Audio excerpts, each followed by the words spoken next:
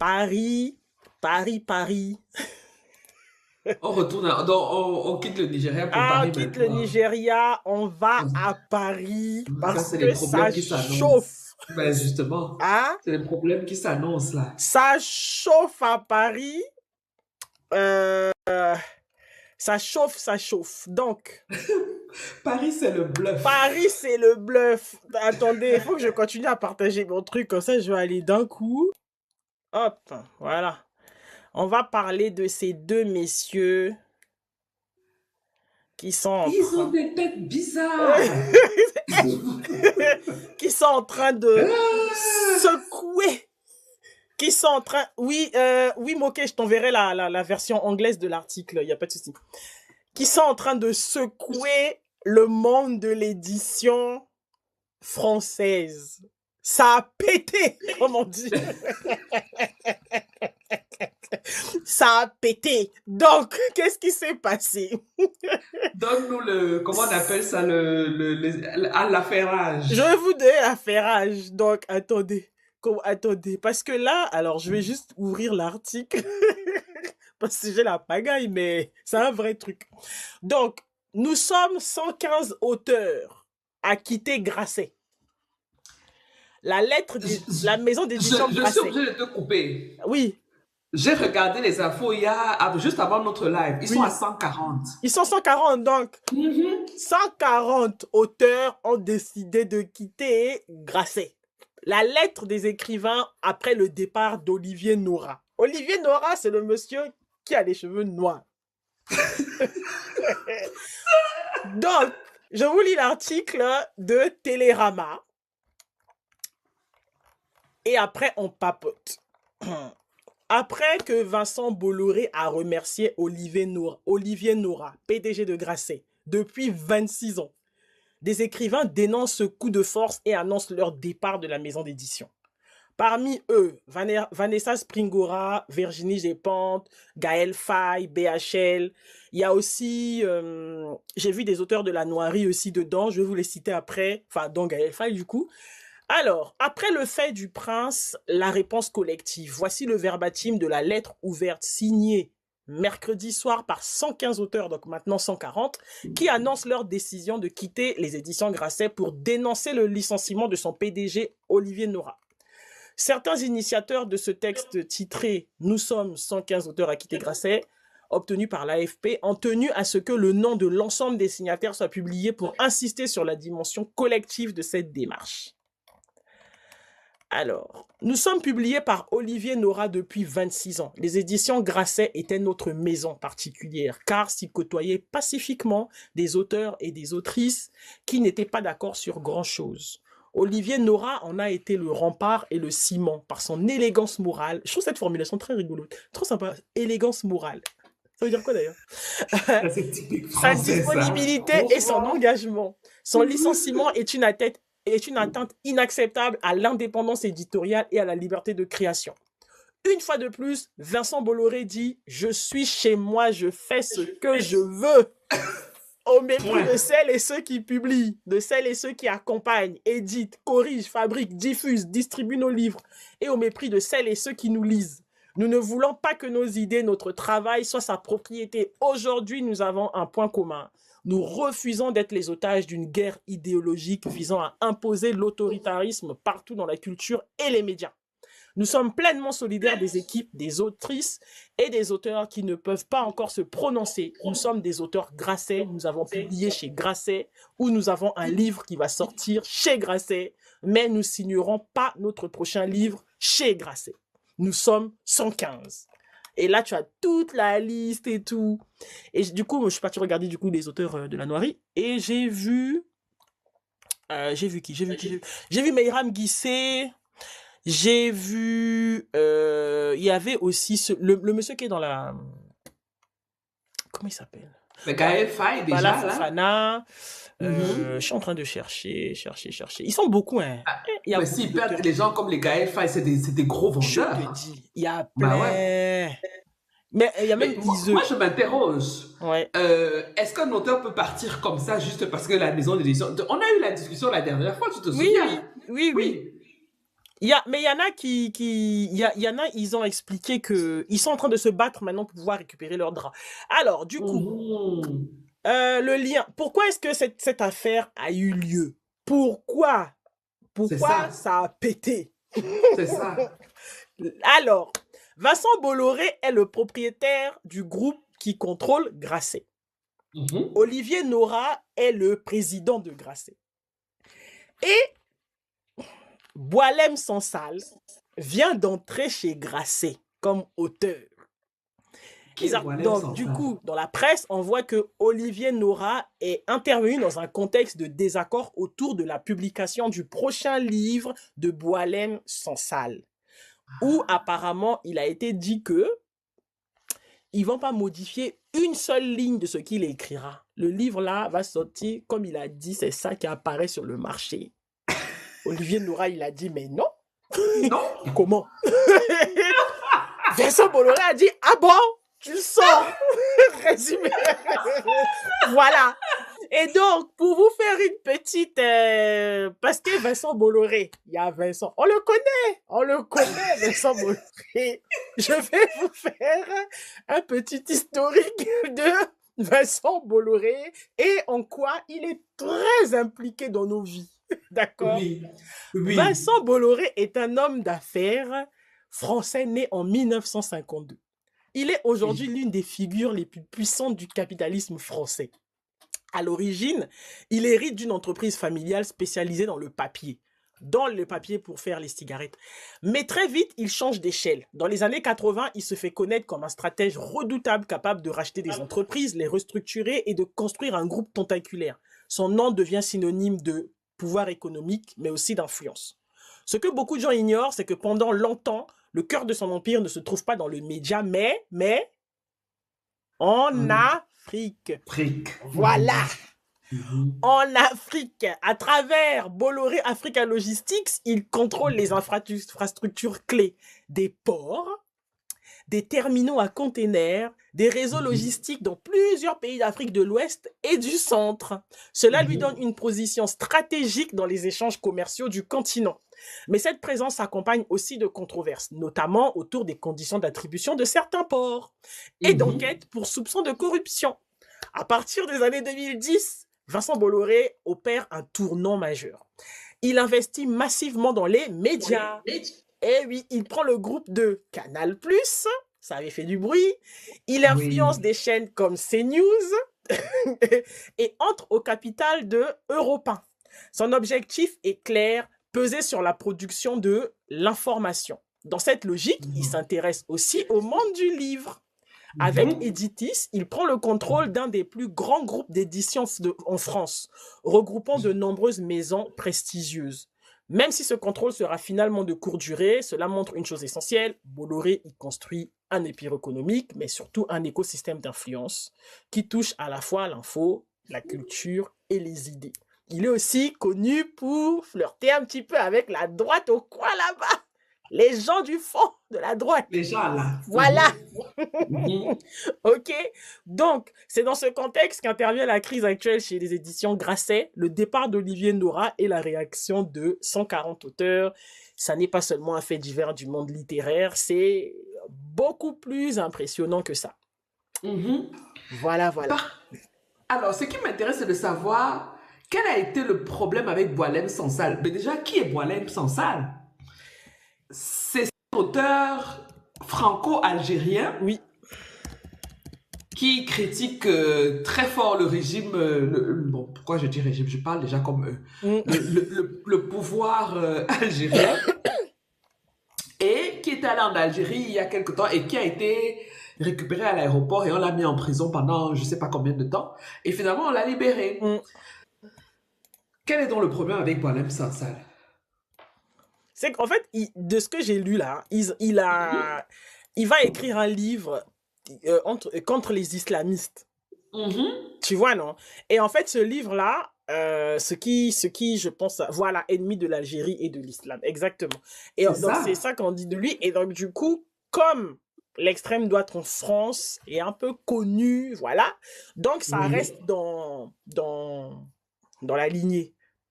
C'est-à-dire que c'est cohérent, en fait, parce que quand même, le monsieur, ça fait 26 ans, il est là chez Grasset, tu le vires parce qu'il y a un Oui. livre. Parce que moi, quand j'ai vu le poste, je me suis dit, Boilem sans salle, Olivier Nora, Bolloré, c'est des alliances de non suspects. Du coup, je suis allé fouiller et je suis tombé effectivement sur ça. Donc, lui, Oui. il a Donc, quitté Gallimard, je crois, et il est maintenant chez Grasset. Je crois que c'est ça. donc Olivier, le monsieur, le président de Grasset, là, ne veut pas publier le livre de Boilem sans salle tel quel. Alors, je ne sais pas si on peut dire qu'il ne veut pas, mais il a dit Oui. que il s'est. Enfin, ça, il a tiqué, parce que enfin, comme les mots là sont importants, il a tiqué quand on lui a dit qu'il allait publier un livre qui n'allait pas être touché du tout. En tant qu'éditeur, En c'est tant bizarre. qu'éditeur, C'est il s'est dit, ça. ah, mais c'est Oui. comment?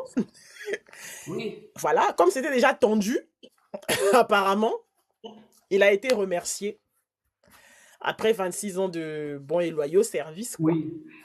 Je Voilà. suis curieuse de savoir comment cette affaire va se terminer. Parce que comment les auteurs, bon, bien qu'ils aient signé la pétition, hein, mais comment est-ce qu'ils vont faire pour sortir de leur contrat? Ouais, c'est ça. C'est ce qu'on attend de voir les prochains jours. Oui. Ouais. C'est ce qu'on attend de voir les prochains jours. Eh ben, Voilà. Donc là, ça chauffe là. Là, tu tapes seulement Bolloré. Là, fait...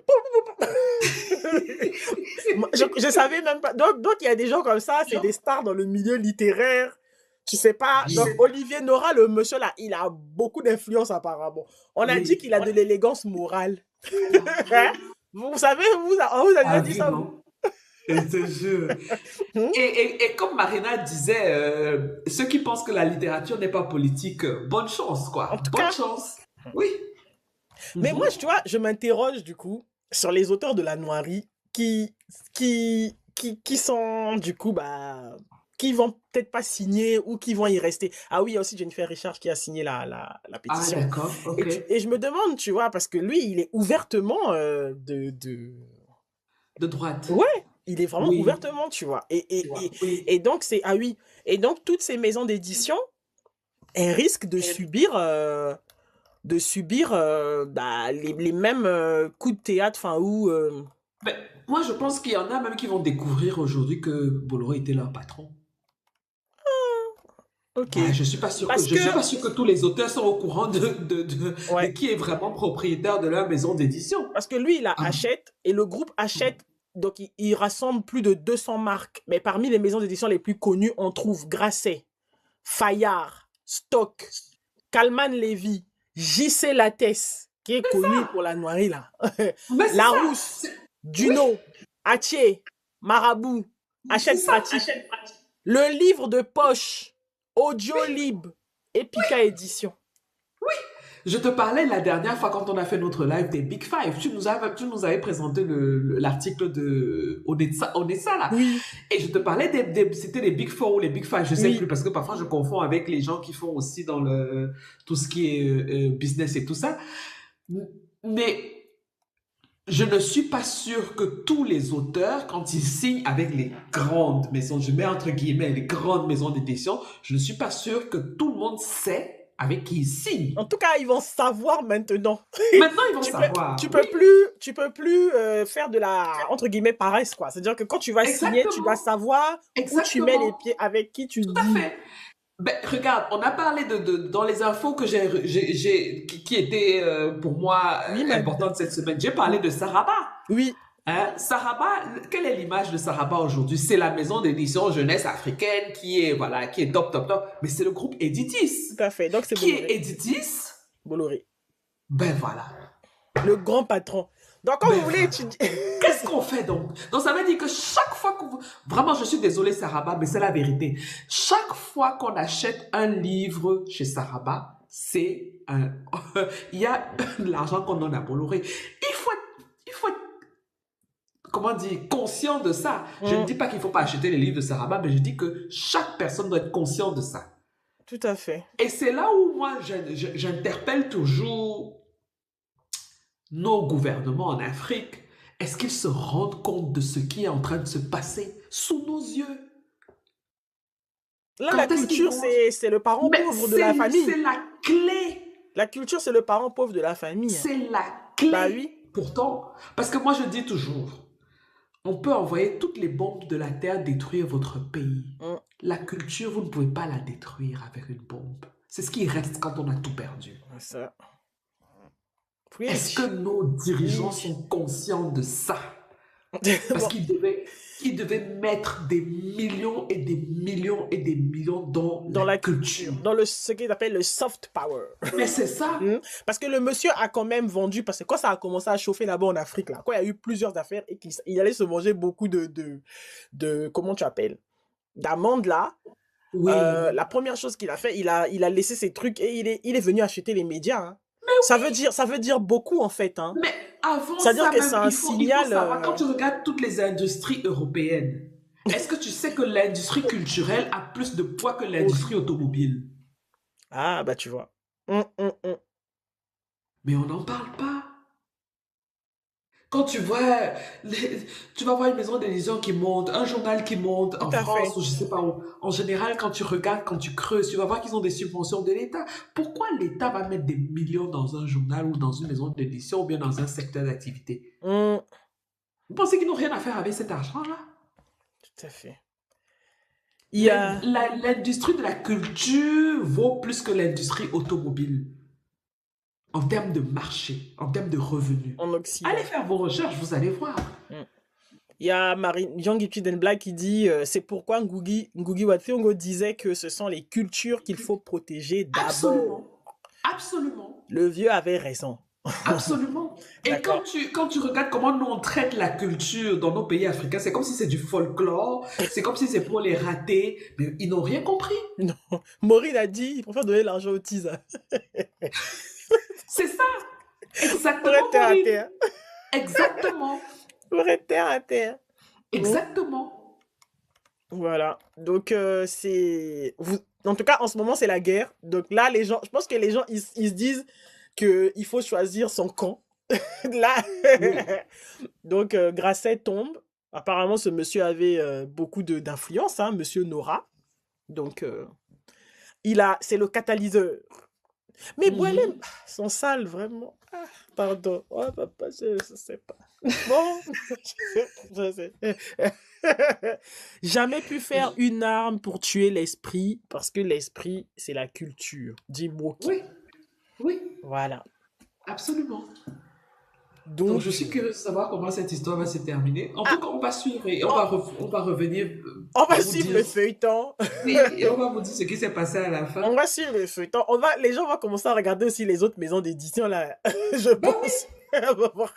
Et autre chose, vraiment, vous qui nous suivez, soutenez-nous parce que ce que nous faisons là, nous sommes des grains de sable dans la mer, quoi. Mais on ne lâche pas parce que en face, vous voyez ce qu'on a comme bulldozer. Soutenez-nous. Et quand je parle de nous soutenir, c'est-à-dire même financièrement, parce que ça ne fonctionne pas sans argent. Vous-même, vous voyez quelqu'un comme Bolloré, quand il achète les journaux, les maisons d'édition, parfois ce n'est même pas rentable en termes de finances, mais l'influence que ça a. Ouais. Tu chuchotes à l'oreille des gens et tu parles à Exactement, leur, tu changes leur tu parles à leur imaginaire. inconscient, en Oui, fait. oui.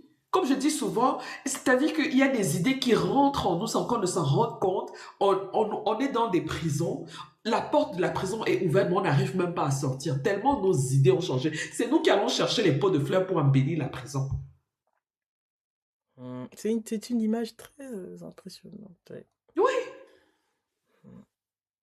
Donc le combat d'Afro-Liva, c'est ça aussi depuis 10 ans. Sans argent, sans financement, sans rien. Donc on compte sur vous. Pour nous, oui, on compte sur vous. Donc déjà, comment vous pouvez nous soutenir? Vous pouvez aller dans notre bio, vous allez voir des liens là. On a une boutique, notre propre boutique, on a une autre sur Amazon. Dans les livres dont on parle ici, si vous achetez ces livres-là en passant par notre lien, ça nous donne aussi des commissions. Donc, n'hésitez pas à visiter notre lien dans la bio. Vous allez avoir toutes les infos sur comment nous soutenir. Vous pouvez aussi faire des dons. Hein. Donc, on ne dit pas non. Hein. On ne dit pas non. Voilà. En tout cas, soutenez-nous pour qu'on vienne ici parler des choses. Parce que ça peut paraître, comment dire, j'en parle avec légèreté et tout, mais c'est des décisions c'est des décisions de civilisation, quoi, si on peut dire ça comme ça. Absolument. Parce que ce Absolument. monsieur, il a assez d'argent pour pouvoir influencer des élections, Oui. des gouvernements. C'est ça. Et là, il tape maintenant dans Everyday People. Donc, C'est ça.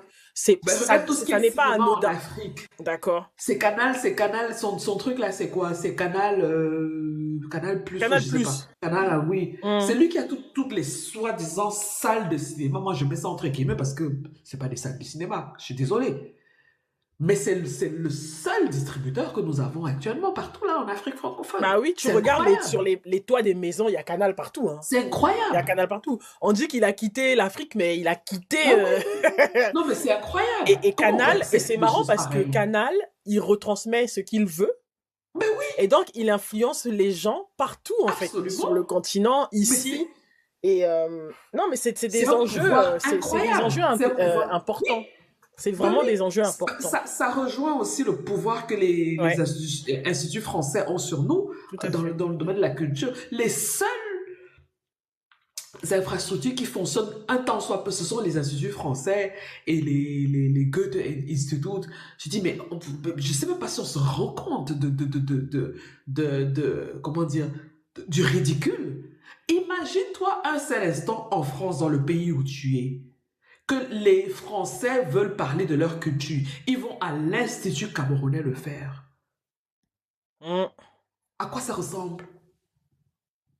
Déjà, Donc rien imagine-toi que ici, seulement, quand on non met mais une personne l'idée noire qui même. joue dans un film le rôle d'un blanc, déjà, toute la toile est en feu. Mais non, ce que tu dis là est Imagine-toi ici en impensable. Allemagne. L'Allemagne veut parler de sa culture. Elle Voilà. va à l'Institut camerounais, à l'ambassade du Cameroun. Toute sa culture, c'est là-bas. Mhm. Mais on n'a plus honte chez nous. Comment est-ce qu'on peut faire toute notre culture dans un centre d'un pays étranger? Ça n'a aucun sens. Ça n'a aucun sens. Je comprends les artistes qui fonctionnent avec ces institutions-là parce qu'ils n'ont rien d'autre. Ouais, Ils et n'ont puis rien surtout d'autre. là-bas, on les paye en fait. Ben C'est oui, toujours la ils même ont, chose. c'est ça. C'est, on les paye. Quand tu es artiste, pour vivre de ton... Ils savent. Bah, de toute façon, si, ils savent très bien où aller frapper et malheureusement, ils ont des Non, mais espèces de mentalité non, trébuchantes. mais ça fait mal de voir ça, quoi. Et ça continue, et voilà. Voilà. Et tu as nos gouvernements qui ne font rien pour que ça change. Aucune infrastructure. Ça fait très mal. Donc ça sera un autre débat pour une autre fois, parce que là, tu as touché à une corde sensible chez moi. Non, mais c'est de toute façon, Qu'est-ce qui... C'est pour ça que j'ai créé ce qui est Afro-Libres, hein. intéressant aussi, c'est que c'est le projet, parce que Marina disait que donc il est en train de mettre place son projet politique, effectivement, et tu vois, il l'a fait pendant des années en Afrique, d'accord? Et là, en fait, il s'est tellement entraîné, il est en train d'amener ça chez eux, en fait.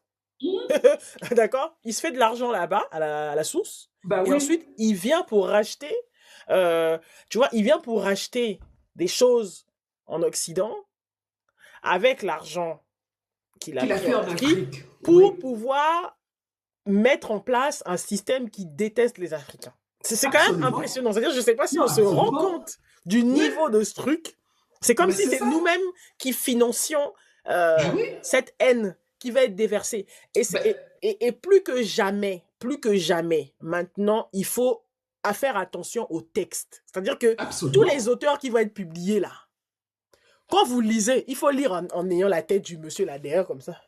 Oui. Il a vu. Mais Christelle, je n'aimerais pas aussi donner toute la charge à l'auteur parce que il se débrouille. Franchement, Oui, moi je c'est des parlais gens des qui parfois lecteurs. n'ont Hein. même pas, qui savent pas comment payer leurs factures. Je parle des Moi, lecteurs. j'interpelle les gens qui sont à des positions où ils peuvent changer les choses. Mhm, Tu vois? Parce que le pauvre auteur, tu connais son quotidien. Tu connais son quotidien. Ça paye pas. mhm. Donc, s'il tombe sur une maison d'édition qui va lui donner un petit avaloir intéressant et tout, je peux comprendre parce qu'il a des factures à payer. C'est tellement compliqué pour eux, tu vois. Mm. Je ne peux pas lui donner toute la responsabilité, toute la charge de cette affaire. Oui, oui. On a nos institutions qui sont là. Elles doivent prendre leurs responsabilités en main. Les institutions, prenez vos Oui, responsabilités. vraiment, Faut l'Union prendre vos africaine. responsabilités. Déjà, quand tu as une Union africaine qui se fait financer par l'Union européenne, moi, ça me fatigue, tout ça, quoi. Ouais. Bref, ça, c'est une discussion pour un autre jour.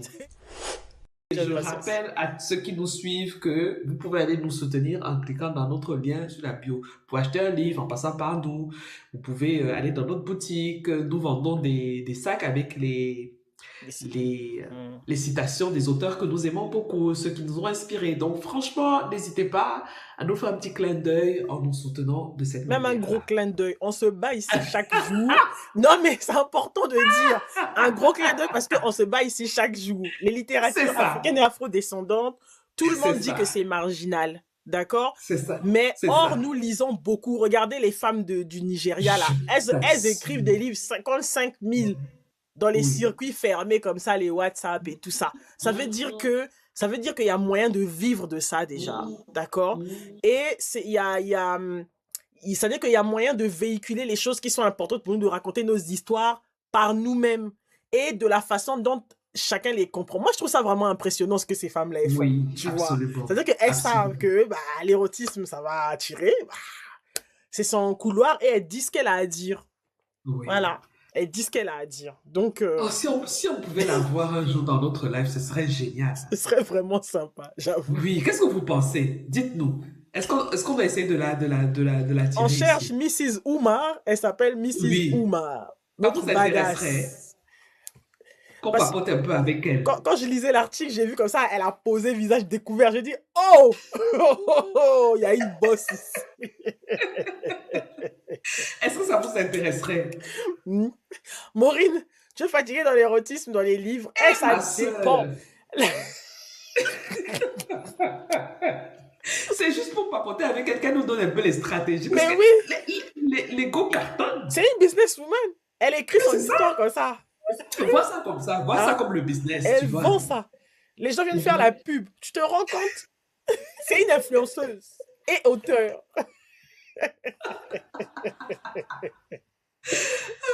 Seigneur. Maureen a dit, moi j'ai peur de Dieu. Et, Mais qui a et inventé ça? Hein? Qui a c'est Dieu. inventé? C'est Dieu. Regarde, Young Donc Gucci and voilà. Black rejoint les bandits. Toujours la pagaille. Donc dites-nous, si vous voyez que ça peut être intéressant d'échanger avec elle, pour qu'on comprenne un peu sa démarche, ses astuces, parce qu'on peut en tirer profit aussi, Tout à hein, fait. par rapport à nos différentes activités. Moi, parce que je trouve elles ont inventé un business model aussi, Oui. quoi, tu vois. Oui, dans le mariage, a fait comment mourir? Mais si, alors, les commentaires. Sabrina OCT a dit qu'elle va nous faire un don Ah et qu'elle oui, va nous merci. soutenir. Merci beaucoup, Sabrina. On en a Merci besoin, beaucoup. vraiment. On en a besoin. Merci beaucoup, Donc, si d'accord. vous aimez ce que nous on fait, n'hésitez pas à nous soutenir. Toujours, toujours. Oui. Alors, Christelle, est-ce que ça te dit qu'on passe maintenant à notre livre en vedette? Notre livre en vedette. Oui. Bien sûr, bien sûr. Alors, on va parler de choses qui arrivent Tout à fait. de Toufat Moutard. Et évidemment, mon image. Toufat Moutard, c'est une autrice que j'aime beaucoup, qui est née aux Comores et elle a grandi sur son île, hein, et dans plusieurs pays d'Afrique subsaharienne. Elle est venue en France pour poursuivre ses études et aujourd'hui elle vit dans le Val d'Oise. Bon, je suppose que c'est une région de chez vous là-bas en 9-5. France. Et donc, elle est l'autrice de plusieurs livres, notamment Âme suspendue, Vers cru, et elle a eu plusieurs prix littéraires. Et aujourd'hui, nous voulons parler de son dernier livre, qui est un essai, qui est une non-fiction, qui s'appelle Choses qui arrivent. Christelle a lu le livre et elle va nous dire ce qu'elle en pense. Alors, merci Assel. Chose qui arrive de Toufat Moutard. Le livre est publié aux éditions Bayard dans la collection Littérature intérieure. Je suis allé regarder un peu ce que c'était littérature intérieure. J'ai pas trouvé, mais parce que je pense que c'est des livres qui sont beaucoup sur l'introspection parce que ça n'est pas un roman. Ce sont comme des réflexions, il y a un mélange entre des réflexions, des histoires qu'elle raconte, des introspections, et ça suit un fil rouge. Je vous raconte tout ça. Donc, chose qui arrive, c'est un livre qui part d'un moment de vie très précis, un moment presque invisible, parce que c'est le jour où l'autrice Toufat Moutard, elle s'est pas levée pour aller renouveler son titre de séjour. D'accord? Voilà, c'est un point de départ comme ça qui est radical, qui commence par une façon de dire non. Peut-être pas un refus qui va être spectaculaire ou un geste militant comme on le dit dans le sens classique, mais c'est un geste intime qui signale un refus de refuser de se réveiller, de pas se laisser dicter sa conduite, et sachant que ce non, en fait, aura des grandes conséquences dans sa vie. Moi, ce que j'ai trouvé très fort dans le roman, c'est que l'autrice, en fait, elle insiste pour garder sa joie. C'est-à-dire, elle se retrouve sans papier en France, avec tout ce que ça implique. Le fait d'être terrorisée à l'idée de se faire attraper par la police, le fait de pas avoir d'existence, comme on dit, légitime. Mais elle s'accroche tout le long du livre à cette volonté de garder sa naïveté, de garder sa joie. Elle parle de la France comme un pays dans lequel elle a trouvé sa joie. Et elle insiste dans le livre pour pouvoir romancer ce rapport à la joie, à la simplicité de la vie, et à comment en fait elle arrive à trouver l'équilibre entre ça et sa clandestinité. Le livre, il est basé sur 11 boucles, comme elle le dit, j'ai regardé des interviews, 11 boucles, elle va essayer en fait sur ces 11 boucles, euh, elle va essayer de trouver, de trouver les moments où sa joie s'est brisée par rapport à son parcours de vie et lié à cette histoire de non-renouvellement de titre de séjour. Et donc le livre va être structuré autour de ce qu'elle appelle ces 11 boucles. Il y a un chapitre d'introduction, ensuite il y a les 11 boucles, et puis un ou deux chapitres pour pouvoir clôturer son livre. Et ce sont des moments où la joie, du coup, elle va s'arrêter brutalement.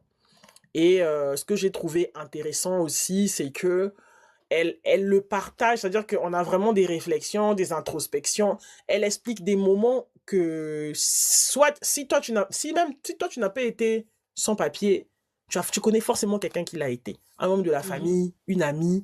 Et si tu as été, par exemple, à la préfecture, comment c'est galère, se réveiller tôt, là, faire la queue parfois depuis la veille. Voilà, tout ça, elle le met bien. Et moi, ce que j'ai vraiment aimé dans ce livre, c'est ce que j'aime beaucoup chez Toufat Moutard, c'est la douceur. C'est une femme qui écrit avec une douceur. Et ça, c'est pas forcé. C'est doux, c'est calme. C'est vraiment intéressant vraiment intéressant de ce point de vue là. Donc elle parle donc de son parcours d'immigration depuis son obtention, non, ça remonte même à plus loin que ça, mais son obtention du bac jusqu'à par exemple son arrivée en France, c'est relaté. Son rapport à son père, ça aussi c'était vraiment très beau. Un bel hommage à son père parce qu'elle a une relation très forte avec ce monsieur. Comment en fait leur histoire elles vont s'entremêler. Je sais pas, je raconte le livre un peu ou... Oui et non. Mais j'ai une question avant que Oui, tu ne continues. bien sûr. Si j'ai bien compris, elle a décidé de ne pas renouveler ses papiers. Oui, C'est ça? oui. Ah, ce n'est pas qu'elle est tombée par... Non, Ok. elle a décidé de ne pas y aller. En fait, c'est que elle a oublié le jour. Elle s'est endormie. Mais Ah non, mais là, c'est elle pas dit une que non, mais parce décision, qu'en hein. interview, elle dit que intérieurement, en fait, elle avait voulu ne pas mettre toute la pression et l'adrénaline là-dessus. Il y avait une espèce D'accord. aussi de fatigue. Et Oui. du coup, bah, tout ça l'a conduit en fait à se retrouver en situation irrégulière en France. Et j'aimerais que tu précises, le livre, c'est vraiment une non-fiction. Oui, C'est pas de la fiction. non, C'est son c'est son histoire. histoire. C'est son Oui. histoire parce que dedans, elle parle de l'origine d'ailleurs de ces nœuds. Parce que quand il y a la catastrophe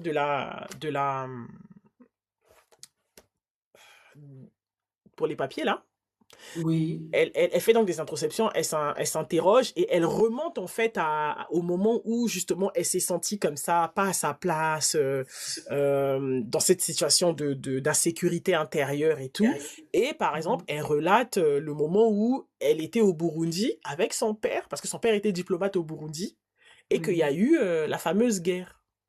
Oui. Et donc, du coup, Mhm. c'est là, elle dit que par exemple, c'est son origin story. C'est-à-dire, c'est là où elle a la première fois vécu cette espèce d'insécurité intérieure et ce moment, cette façon de se sentir déplacé dans un espace Mhm. que tu aimes, en fait.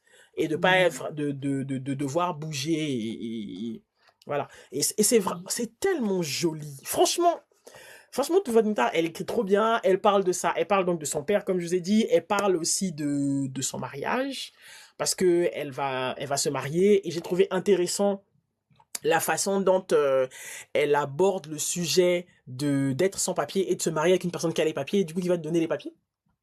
Comment? Ah, ok. Parce que Voilà. j'allais dire comment se marier étant sans papier. Bah justement, donc son mari va lui donner les papiers et donc une histoire d'amour qui va mal se terminer quoi. Et donc j'aime bien la façon dont elle aborde les choses. C'est vraiment une femme qui est j'aime bien le regard qu'elle a sur la vie.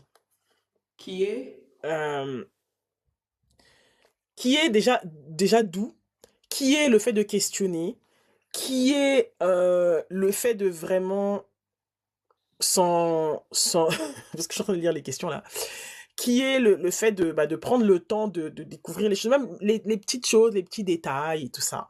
Vraiment sympa. Oui. Alors, j'ai une question. Sa plume est belle, ok. Est-ce que le contenu est nutritif? Oui, moi j'aime bien. Oui, Et je vais vous lire des passages. Vous allez me supporter. on t'écoute. Est-ce que tu as des questions ou est-ce que je peux commencer à lire mes passages? Oui.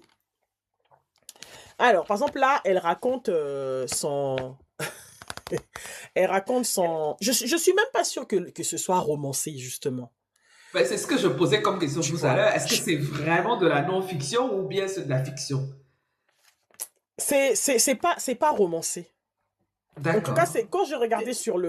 non, c'est pas un roman. Non, non, quand j'ai regardé Ok. sur... Parce que je me suis vraiment posé la question, et quand j'ai Ouais. regardé sur le site de l'éditeur, c'est pas du tout écrit Oui. roman. C'est pas du Voilà. tout écrit C'est roman. important de le dire. Oui. Je vais vous lire, alors, ici... Alors, ouais, c'est ça. C'est donc, alors que sa vie bascule sous le règne de la clandestinité et du qui-vive permanent, donc j'ai la quatrième de couverture, Toufat Moutar s'interroge. D'où vient cette sensation de familiarité avec la crainte d'être démasqué, le sentiment d'urgence, la nécessité de ne surtout pas laisser la joie s'installer? Mise dos au mur par sa situation désespérée, l'autrice sera sommée de répondre à une question longtemps fuie. Il lui faudra en autant de chapitres dénouer 11 nœuds, lacés il y a bien trop longtemps sur la corde de sa vie. D'une saisissante profondeur, ce texte où la spiritualité du récit initiatique côtoie l'espièglerie du conte nous pose une question radicale: comment s'accorder le droit de vivre?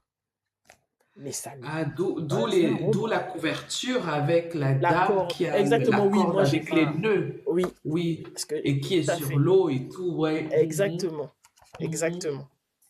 Donc Moi, ce là, qui m'intéresse, ce qui en tout cas, moi, ce qui m'interpelle là-dedans, c'est l'aspect mhm, permission du bonheur. tout à fait.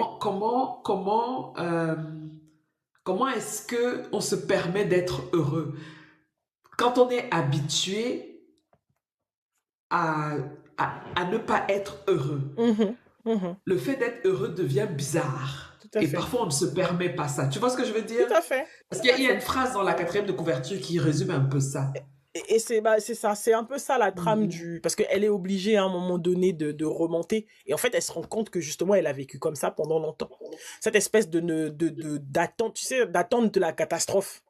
Tu Exactement. vois, Ouais. voilà. Et en fait, Mhm. c'est pour ça Ouais. qu'elle remonte, par exemple, l'origine, le point d'origine qu'elle remonte, parce qu'il y a toute il y a tout un imaginaire avec, enfin, toute une image avec un crocodile. Enfin, voilà, je vous laisserai lire, mais et l'origine, c'est cet événement-là au Burundi, parce qu'elle était très jeune. Et ça a été le début justement du fait de bouger, parce que comme son père en plus était diplomate, ils ont beaucoup bougé. Et donc peut-être aussi ce côté de ne pas rester assez longtemps quelque part pour pouvoir s'autoriser.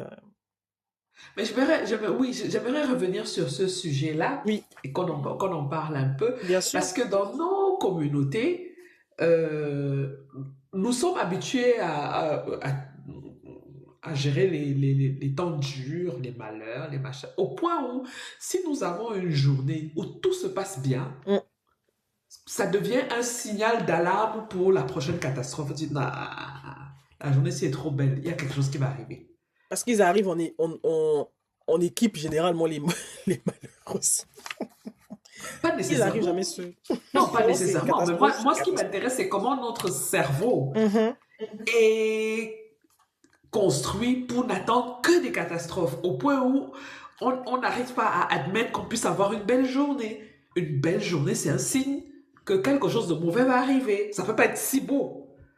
Mm. Ça m'interpelle. Le fait de ne pas accepter d'être heureux. Dans la joie. Oui. Oui, je ne sais pas ce que vous en pensez, vous qui nous suivez, mais je parle de quelque chose que moi-même je vis. Hein, et que, si je me lève le matin, j'ai des choses à faire, tout se passe très bien, je dis, c'est un peu trop beau pour être vrai. Mm. Ça m'intéresserait de savoir comment elle a abordé cette thématique-là. Tu vois, la permission d'être heureux.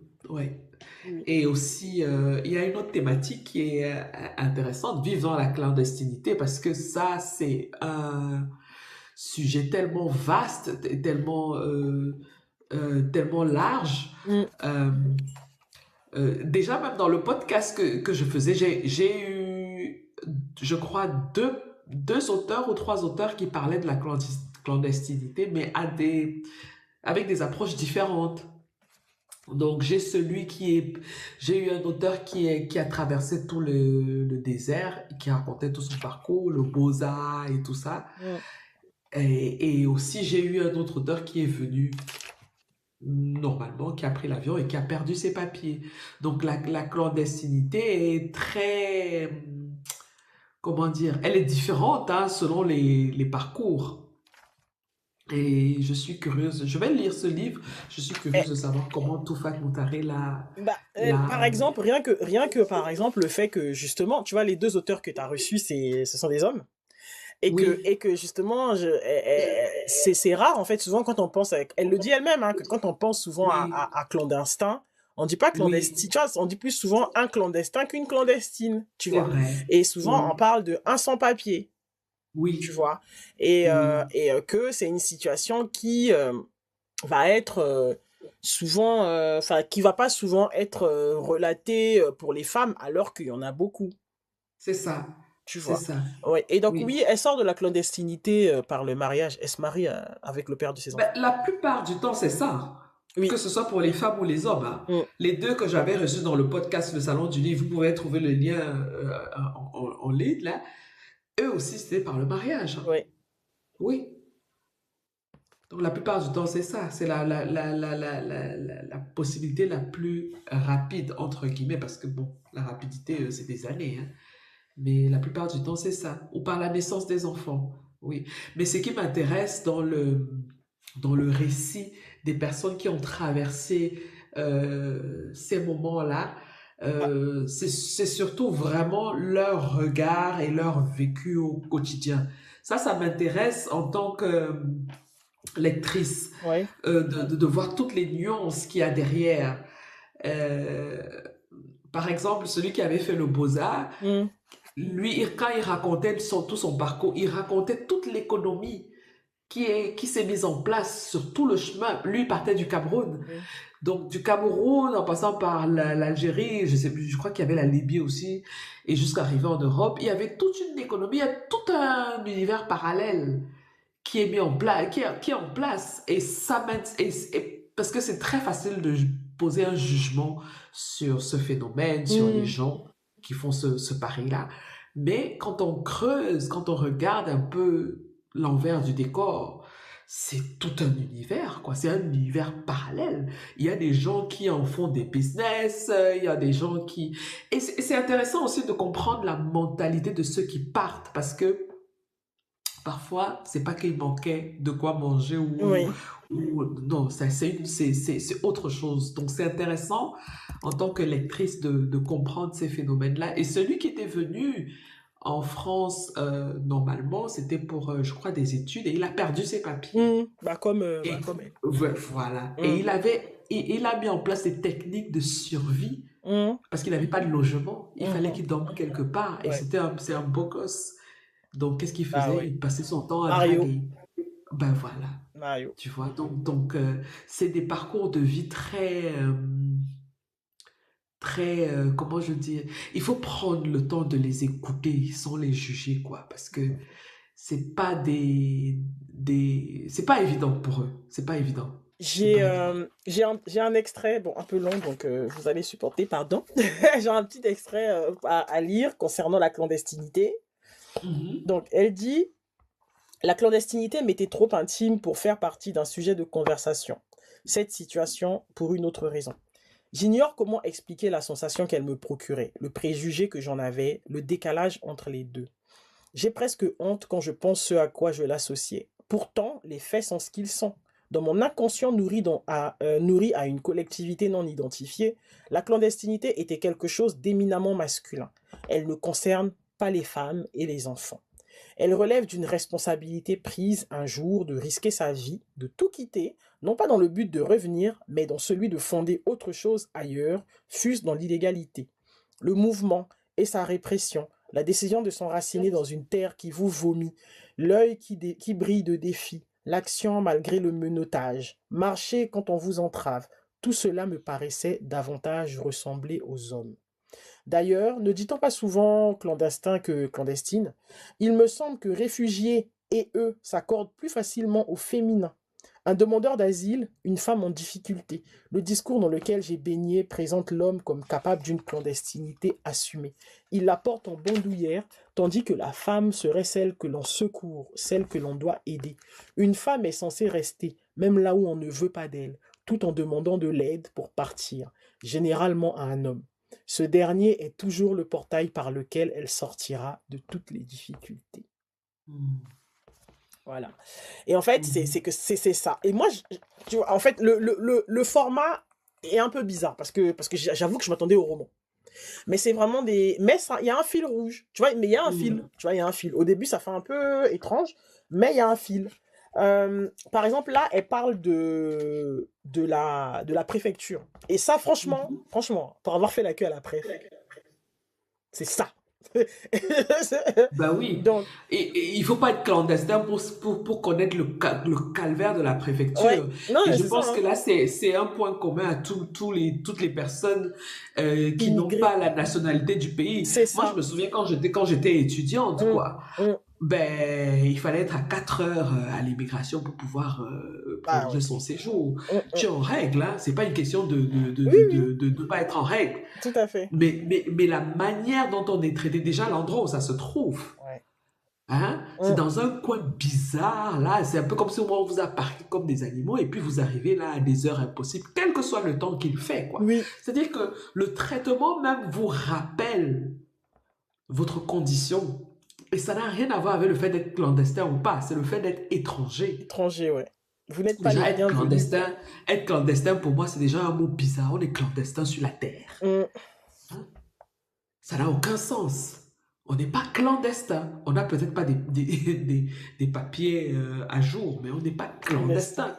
C'est Un ça. être humain ne peut pas être clandestin sur la planète Terre. Ça n'a aucun sens. Donc même les mots comptent. Ouais. Même pour la dignité de ces personnes-là.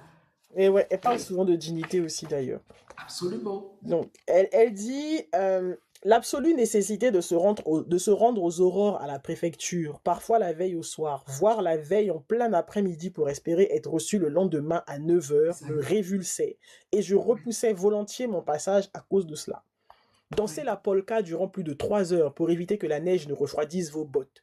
Sentir C'est vos ça. orteils se durcir quand même parce que le froid ne connaît aucune barrière. C'est S'emballer ça. dès que, à un quart d'heure de l'ouverture des bureaux, le portail s'en trouve. Subir les cris enroués déjà fatigués de la longue journée qui s'annonce des agents qui distribuent les tickets dehors pour mieux contrôler le flux. Trembler à l'idée que la personne juste devant vous ne soit la dernière à recevoir un ticket et que l'on vous dise le reste, vous pouvez rentrer chez vous, il n'y a plus de place, revenez demain. Se surprendre à Exactement. regarder de travers ceux qui sont venus bien en avance et qui se reconnaissent à leur plaid et à leurs coussins empilés juste devant les portes vitrées, leur thermos presque vide, les valises sous leurs yeux. Sentir vos pieds se décongeler littéralement une fois que vous êtes au chaud. À peu de choses près, la même sensation que celle des fameuses fourmis dans les jambes. Se Oui. décomposer lorsque l'agent du jour est plus laconique que tous, celui qui parle par monosyllabes, qui donne des réponses préformatées. Parfois, du baume au cœur. Un agent dont je me souviens très bien, particulièrement mince, toujours en col roulé droit, franc dégarni, début de calvitie, cheveux châtains très rares. Un petit air de Jean-Jacques Goldman quadragénaire. Il baissait les yeux et parlait à voix basse, donnait plusieurs instructions en une seule phrase pour éviter de se faire prendre en train d'aider les personnes les moins préparées. Faites une copie et repassez ici sans prendre de ticket. Où habitez-vous? Ce n'est pas loin. Allez récupérer votre document, repassez. Je serai là à 13h15, pas avant. Il élevait la voix. Au revoir, au suivant. Ah ouais. Ouais. Ah ouais. C'est c'est des Alors, petits... C'est des... tu ouais. donnerais combien à ce livre et est-ce que tu le recommanderais et pour qui? Oui, je le recommanderais. Oh, je le recommanderais à tout le monde parce que c'est vraiment des tranches de vie intéressantes. Euh, Hmm. moi, j'ai vraiment beaucoup aimé. Ok. J'ai beaucoup aimé. Par exemple, j'ai encore un autre extrait. Et écoutez celui-là. Après, j'en avais plein, mais bon, je vais m'arrêter. Donc là, c'est le moment où elle est censée retourner. Donc, elle se questionne sur le fait de retourner aux Comores. Donc, repartir, c'était admettre ma défaite. Quand on vous envoie à l'étranger, quand on est contraint de vous livrer à vous-même parce que les universités n'ont pas encore la performance de celle que vous rejoignez, on vous lance comme un projectile aussi loin que l'on peut. Tel est l'effort des parents de ces étudiants que l'on croise dans les couloirs de la faculté ou de la bibliothèque. L'œil trop sûr de lui pour masquer l'état de profonde errance dans lequel il se trouve, le pas affirmé à l'excès pour occulter le nombre de nuages de poussière soulevés, l'accent marqué parfois qui trahit le long périple depuis un monde rendu tiers par la géopolitique. Leur venue a souvent coûté à leur famille un terrain hypothéqué, les économies d'une vie, la vente d'une maison, la moitié d'une retraite. Elle écrit bien là-dedans. Il faut lire. Super. Il est petit, hein. Il est pas grand. Donc, Il c'est fait Chose qui arrive chose qu'il y a. de Toufat Noutare. Mm. Et vous pouvez trouver le livre dans notre bio. Vous cliquez sur la bio, vous pouvez acheter le livre directement par là. Et je précise que quand vous achetez un livre en passant par notre bio, nous avons une petite commission à Amazon. Donc c'est comme ça que vous pouvez aussi nous soutenir. Tout à fait. Ben, je crois que on a fait le tour pour aujourd'hui, Christelle. Tout à fait. J'ai adoré notre échange, comme d'habitude. Tout pareil, tout pareil. Est-ce que en commentaire il y a des questions? Est-ce que vous avez des recommandations, des suggestions? Vous savez que nous avançons avec vous. Oui, Donc, s'il y a des livres que vous voulez découvrir, ou bien s'il y a des suggestions que vous pouvez faire pour notre live, pour améliorer le live, n'hésitez pas, hein. bah là, Voilà. moi, je vois pas les commentaires défiler, mais Oui, ce serait intéressant aussi si vous avez lu, vous, sur le parcours de sans-papiers ou sur l'immigration, que vous puissiez mettre les recommandations aussi. exact. Comme ça, on va faire une liste Tout à fait. avec les Comme livres. ça, on Oui, fait et une liste de je ferai une recommandations. liste et je mettrai aussi les livres dont j'ai parlé tout à l'heure, des auteurs que j'avais reçus dans le podcast Tout à du fait. Salon du Livre. Tout à Oui. fait. Voilà. Donc voilà. Donc, abonnez-vous, comme ça pour recevoir les notifications quand on fera des mises à jour. Oui, et les lives sont disponibles sur notre chaîne YouTube. Les chaînes, on a une chaîne YouTube, Afro Livré, je s'appelle Afro Livré sur YouTube, vous allez nous trouver. Et les lives sont disponibles dessus, donc n'hésitez pas à aller voir, revoir, partager, repartager.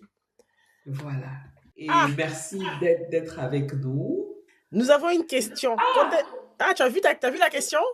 Oui, Aïcha, tu peux partager tes lectures, mais attends, mais c'est quand tu veux, ma chérie. Voilà. C'est quand tu veux, tu nous dis.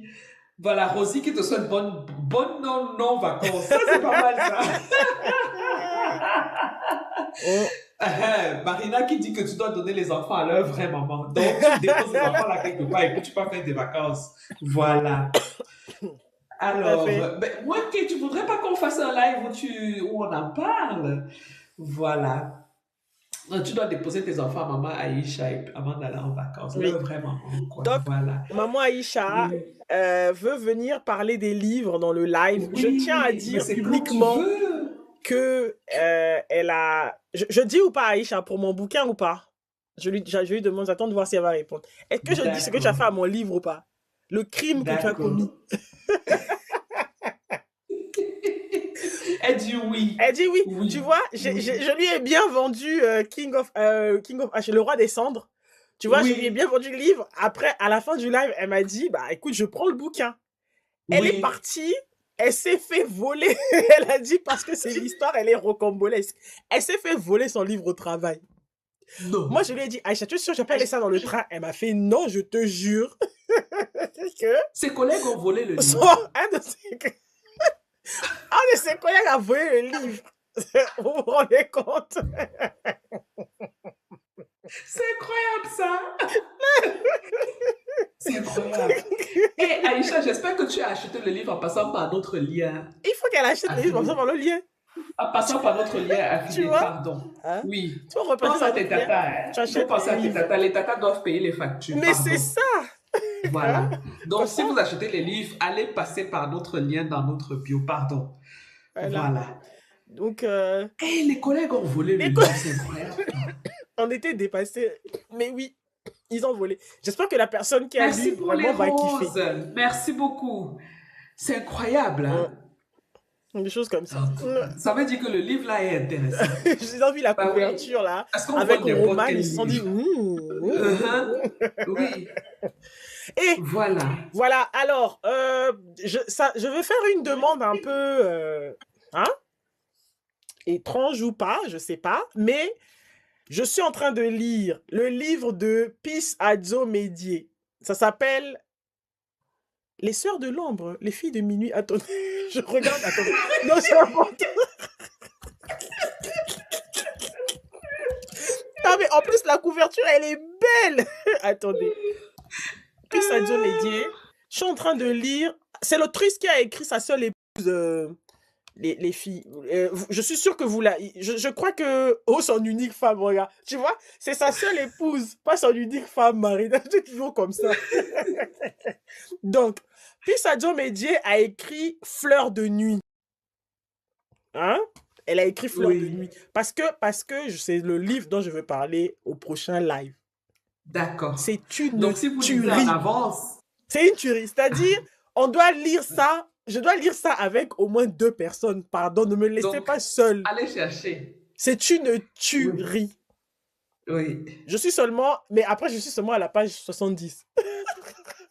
C'est déjà pas mal, Mais hein? c'est tellement entraînant. C'est déjà pas Tu mal, vois, oui. tu Donc, sens. les filles, Oui, allez lire. Comme ça, quand on va parler de ça, et ça fait comme un book club, là. oui, Quand on va parler de ça, oui. franchement, s'il vous plaît, lisez-le. Je l'ai mis Rappelle là. le titre. Je l'ai mis dans le Rap- chat. Mais, je suis. À chaque fois, je me dis, mais ce serait trop cool que je fasse une lecture Oui. commune dessus. Donc, si vous pouvez, ce serait bien de le lire parce que je pense que c'est celui que je présenterai la semaine, bah, du coup, Super. d'après. Dans 2 semaines. Dans 2 semaines. Oui. Voilà. Nous serons de retour dans 2 semaines. Donc, on a Yes. assez de temps pour acheter. Acheter, Ben, lire. voilà. et Il faudrait venir que je faire mette du dans notre coup. liste de livres de live là pour que vous achetez par notre lien. Oui, s'il vous plaît. Ouais. Voilà. Donc, voilà. Merci beaucoup. Merci beaucoup, beaucoup. Oui. On a Comme passé un toujours. très bon moment. Absolument. Merci pour les likes. Oui. Merci ça. pour la présence et les commentaires merveilleux. Oui. Voilà. Et on se retrouve dans 2 semaines.